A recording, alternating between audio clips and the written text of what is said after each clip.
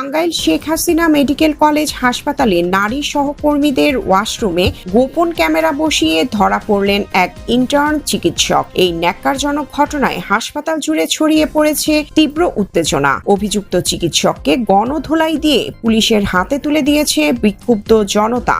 সংবাদের বিস্তারিত অংশ নিয়ে জননী টেলিভিশন নিউজ ডেস্ক থেকে সঙ্গে আছি আমি প্রিয়াঙ্কা মল্লিক।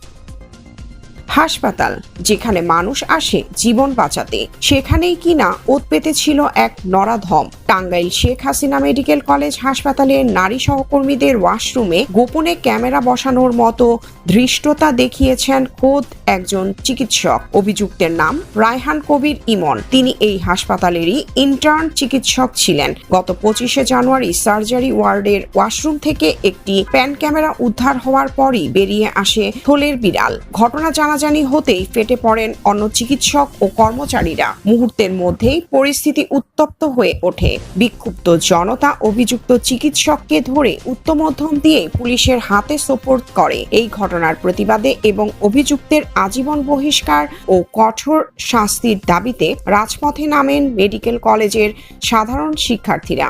ইতিমধ্যেই হাসপাতাল কর্তৃপক্ষ অভিযুক্ত ইমনকে সাময়িকভাবে বহিষ্কার করেছে। পুলিশ জানিয়েছে তার বিরুদ্ধে কঠোর আইনি ব্যবস্থা নেওয়ার প্রক্রিয়া চলমান।